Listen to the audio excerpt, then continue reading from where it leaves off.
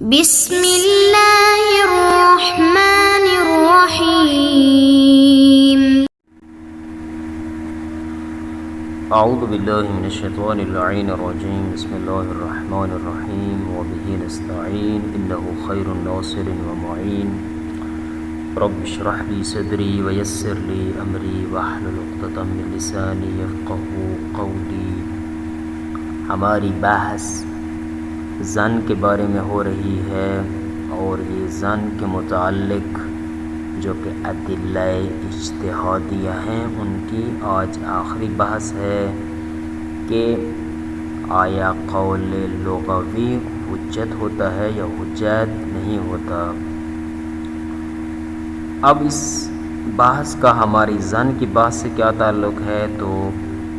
اس کو یوں ہم ملا سکتے ہیں اور وصل کریں گے کہ مثلاً شریعت کے اندر اگر کسی لفظ کے متعلق فقیہ کو شک حاصل ہو جاتا ہے کہ اس کا معنی کیا بنتا ہے، تو اب وہ فقیہ اگر مقاییس لغت کی طرف رجوع کرتا ہے اور لغت کی جو ڈکشنریز ہیں ان کے اندر اس لفظ کا معنی تلاش کرتا ہے اور دیکھتا ہے کہ اہل لغت نے اس لفظ کا فلاں معنی کیا ہے، اب یہاں پر اس معنی سے جو ظن حاصل ہوتا ہے فقیہ کو، آیا وہ حجت ہے یا حجت نہیں ہے۔ اگر ہم کہیں کہ حجت ہے تو اس کا مطلب یہ ہے کہ جو معنی لغوی نے کیا ہے مجتہد بھی وہی معنی مراد لے کر حکم شرعی کو جاری کر سکتا ہے، فتویٰ دے سکتا ہے، استنباط حکم شرعی میں بطور دلیل جو ہے وہ اس کو ذکر کر سکتا ہے۔ لیکن اگر کہیں کہ حجت نہیں ہے تو اس کا مطلب یہ ہے کہ پھر وہ مجتہد جو ہے وہ مقام افتاء میں اس قول لغوی کو جو ہے وہ ذکر نہیں کر سکتا اور اس کا حوالہ جو ہے وہ نہیں دے سکتا، اس کی بات پہ عمل نہیں کر سکتا۔ یہاں پر حقیقت میں خلاصتاً اگر آپ کی خدمت میں عرض کروں تو دو ہی باتیں ہیں۔ ایک جو ہے وہ چونکہ جب ہم قضیہ تشکیل دیتے ہیں تو ایک اس میں صغرا ہوتا ہے اور ایک اس میں کبرا موجود ہوتا ہے۔ یہاں پر بھی درواقع انہوں نے اسی کو جو ہے وہ موضوع سخن قرار دیا ہے کہ فرماتے ہیں یہاں پر اگر ہم قضیہ درست کریں تو یوں ہوگا کہ جو اہل لغت ہوتے ہیں وہ اپنے فن کے اندر ماہرین شمار ہوتے ہیں، اہل خبرہ شمار ہوتے ہیں۔ یہ ہو گیا صغرا۔ کبرا یہ ہے کہ ہر وہ کہ جو اہل خبرہ ہوتا ہے اور فن میں ماہر ہوتا ہے اس کی بات جو ہے وہ عقلاً حجت ہوتی ہے۔ اس طرح کے ڈاکٹرز وغیرہ کوئی اسپیشلسٹ ہوتے ہیں جنہوں نے اسپیشلائزیشن کیا ہوا ہوتا ہے، تو وہ جو بھی بات کہہ دیتے ہیں ان کی بات کو جو ہے وہ اہمیت دی جاتی ہے عقلاء کے ہاں اور اس کو حجت مانا جاتا ہے۔ بس نتیجہ یہ نکلتا ہے کہ اہل لغت کی بات اور ان کا قول حجت ہے۔ اب فرماتے ہیں چونکہ کبرا تو مسلم ہے کہ اہل خبرہ اور ماہرین فن جو ہوتے ہیں ان کی بات تو حجت ہے، اس میں تو کوئی اشکال نہیں ہے۔ اشکال جو ہے وہ صغرا کے اندر ہے کہ آیا اہل لغت جو ہے وہ اہل خبرہ ہوتے بھی ہیں یا خود نہیں ہوتے ہیں، اس میں بحث ہے۔ یہاں پر فرماتے ہیں کہ درواقع دو باتیں ہیں۔ پہلی بات یہ ہے کہ آیا اہل لغت جو ڈکشنریاں لکھتے ہیں اور لغات کی بڑی بڑی کتابیں جو ہے وہ تالیف کرتے ہیں، تو آیا وہاں پر وہ جو الفاظ کے سامنے معنی لکھتے ہیں آیا وہ ان کے معنی جو وہی ہوتے ہیں جو واضح نواز کیے ہوتے ہیں، یعنی معنی وضعیہ اصلیہ حقیقیہ کو ذکر کرتے ہیں۔ بس پہلی بات یہ ہوئی کہ آیا وہ جو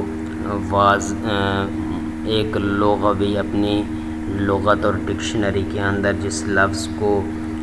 جس معنی میں لکھتا ہے، آیا وہ معنی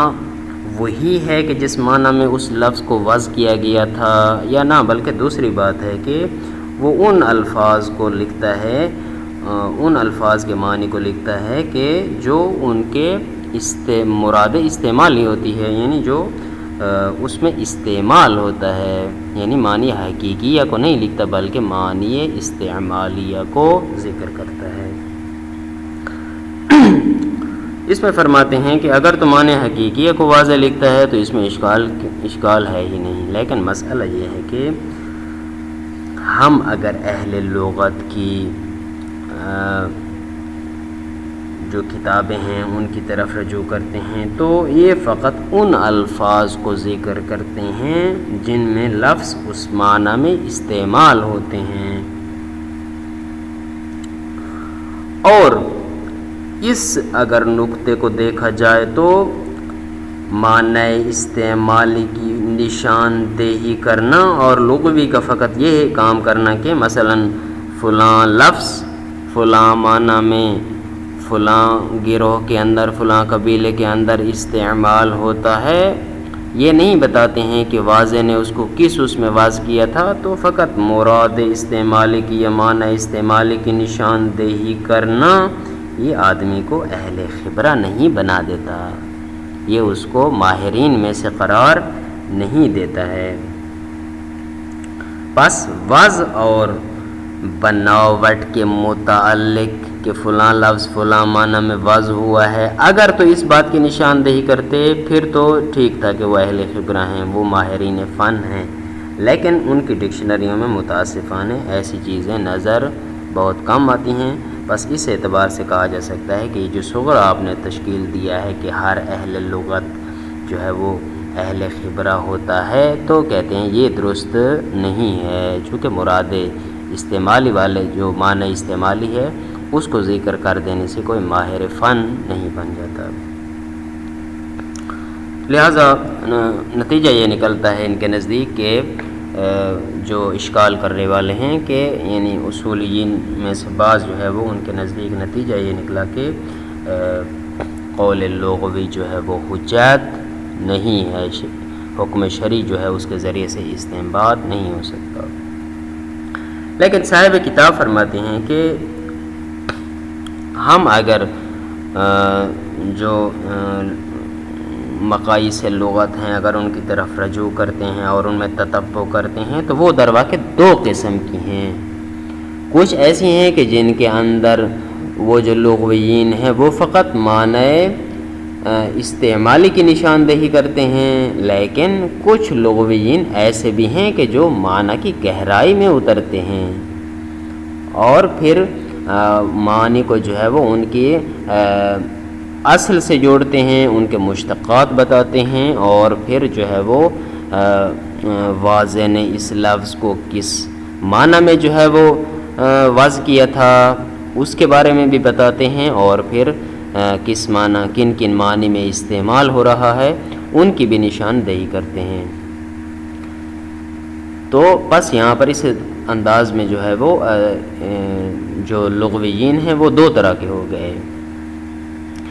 تو اس اعتبار سے دیکھا جائے تو صاحب کتاب فرماتے ہیں کہ وہ ماہرین وہ جو ہے وہ لغویین کے جو اس انداز میں معنی وضعیہ کی جو ہے وہ ان کے اندر جانچ پڑتال کرتے ہیں، گہرائی میں اترتے ہیں اور ان کی نشاندہی کرتے ہیں، کہتے ہیں کہ ان کی بات جو ہے وہ بہر صورت حجت ہے، وہ ماہرین فن کہلائیں گے، اور اس اعتبار سے جو ہے ہمیں پھر صغرا میں کسی قسم کا کوئی شبہ نہیں ہے۔ تو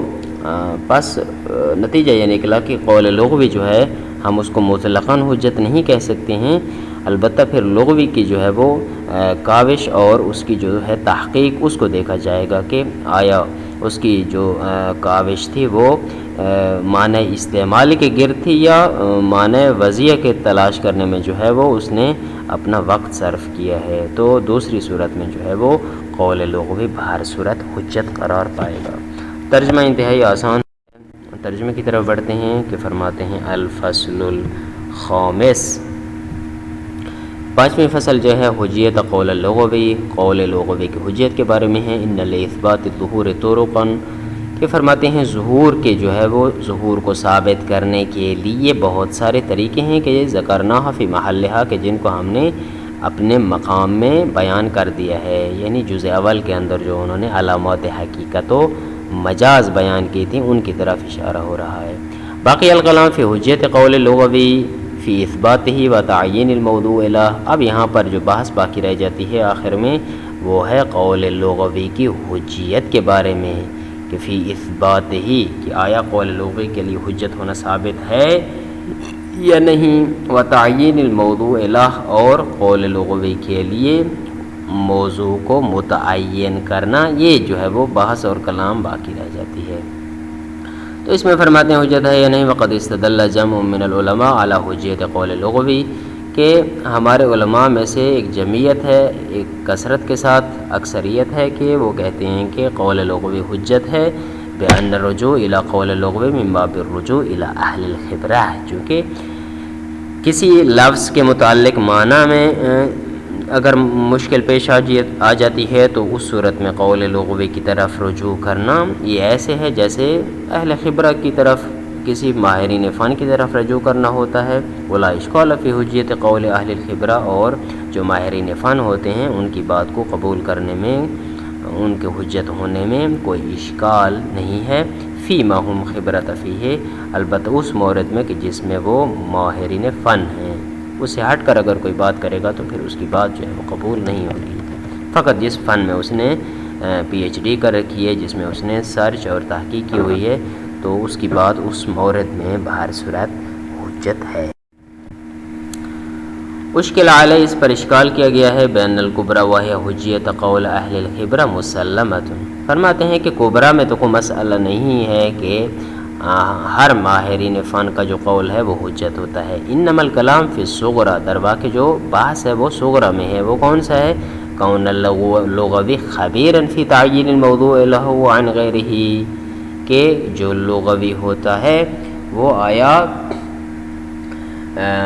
باخبر ہوتا ہے، یعنی خبردار ہوتا ہے، یعنی عالم ہوتا ہے کس میں؟ فی تعیین الموضوع لہ عن غیرہ، کہ جو لفظ جس معنی کے لیے وضع کیا گیا ہے اس کو اس کے غیر سے جو ہے وہ متعین کرنے میں، یعنی معنی وضعی اور ہے، معنی استعمالی اور ہے، آیا اس کی تعیین میں جو ہے وہ خبیر ہوتا بھی ہے یا خبیر نہیں ہوتا ہے، اصل بحث جو ہے وہ اس میں ہے۔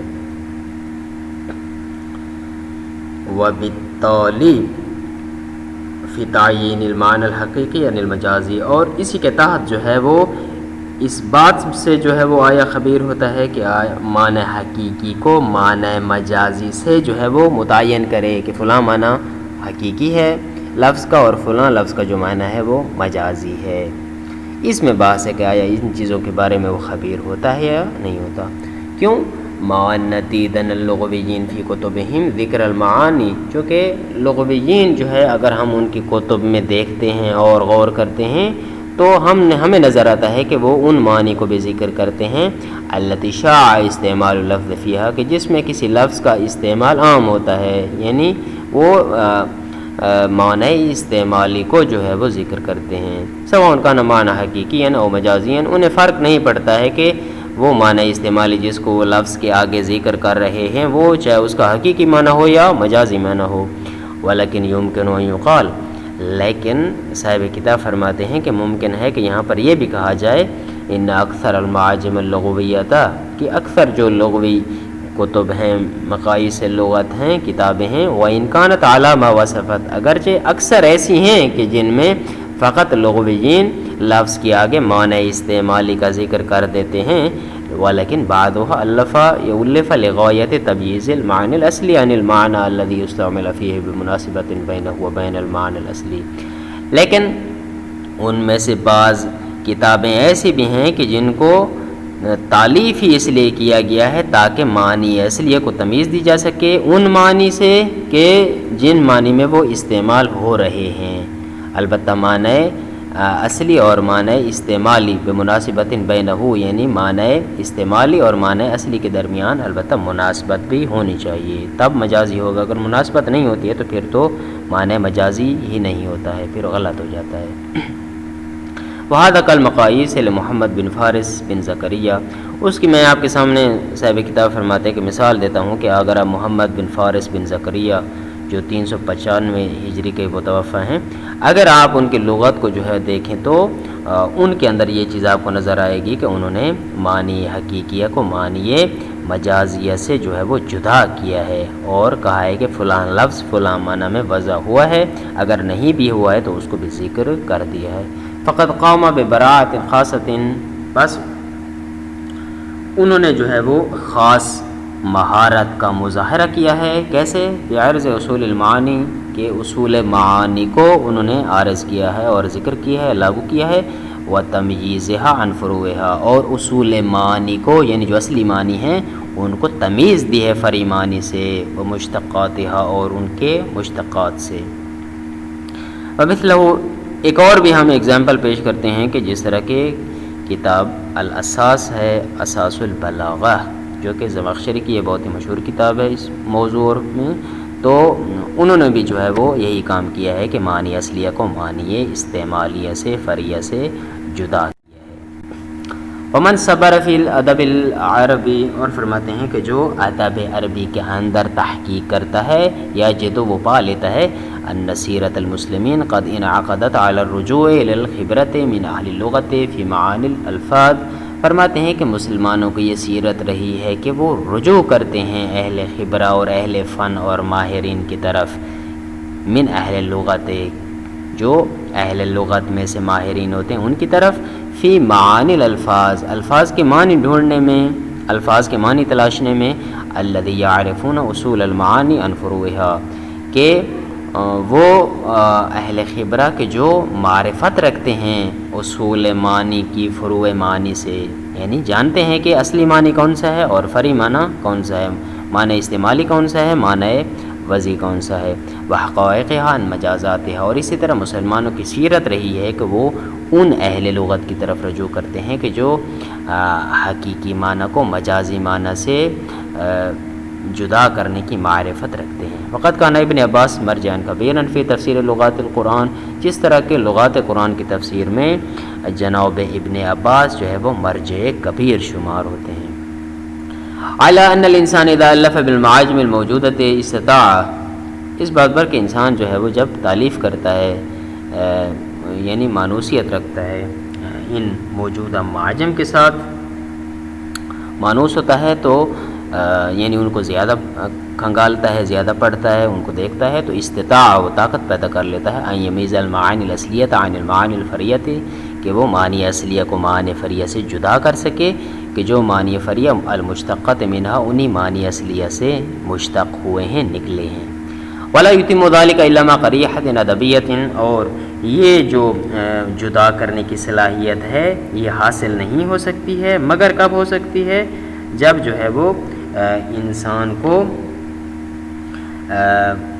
ذوق ادبی جو ہے وہ حاصل ہو، ذوق ادبی کی بنیاد پر، وانس باللغت والادب، اور جب انسان مانوس ہوتا ہے لغت اور ادب کے ساتھ تو اس صورت میں اس کے اندر یہ ابیلٹی اور صلاحیت آ جاتی ہے۔ نعم تکون الحجہ عند ذلک ہوا قطعہ و یقینہ، البتہ اس صورت میں فرماتے ہیں کہ یہ جو حجت ہوگا اگر کوئی تحقیق کرنے کے بعد کہتا ہے کہ فلاں لفظ اس کا استعمالی ہے، فلاں اس کا جو ہے وہ وضعی ہے، تو اس صورت میں اس کا قطع اور یقین جو ہے تحقیق کے بعد جو اسے حاصل ہوا ہے وہ حجت ہوگا، قول لغوی کی بنیاد پر وہ چیز حجت نہیں ہوگی۔ بس الہ ہنا انتہینا من دراست الحجج شرعیۃ الاربع، یہاں تک جو ہے ہم جو حجج شرعیہ جو شروع کیے تھے ہم نے مقصد سادس کے اندر، ان کو جو ہے ختم کرتے ہیں جو کتاب اور سنت اور اجماع اور عقل پہ مشتمل تھے۔ واہی ادلۃ اجتہادیہ، اور یہ دلیل اجتہادی ہیں، تتکفل لبیان الاحکام الشرعیۃ الواقعیہ، کہ جو کفالت کرتی ہیں، مدد کرتی ہیں کہ ان کے ذریعے سے احکام شرعیہ واقعیہ کا بیان ہو سکے۔ تو یہ ختم ہو گئی ہیں انشاءاللہ۔ آئندہ دروس میں ہم مقصد سادس کے اندر جو ہے وہ سابع کے اندر انشاءاللہ شک کی بحث کریں گے کہ شک کے مورد میں جو ہے وہ ایک مجتہد کیا کرتا ہے اور وہ جو ادلہ فقہاتی ہیں ان سے کس انداز میں مدد لیتا ہے، انشاءاللہ اس کے بارے میں بحث ہوگی۔ وصلی اللہ علی سیدنا محمد و آلہ الطیبین الطاہرین المعصومین۔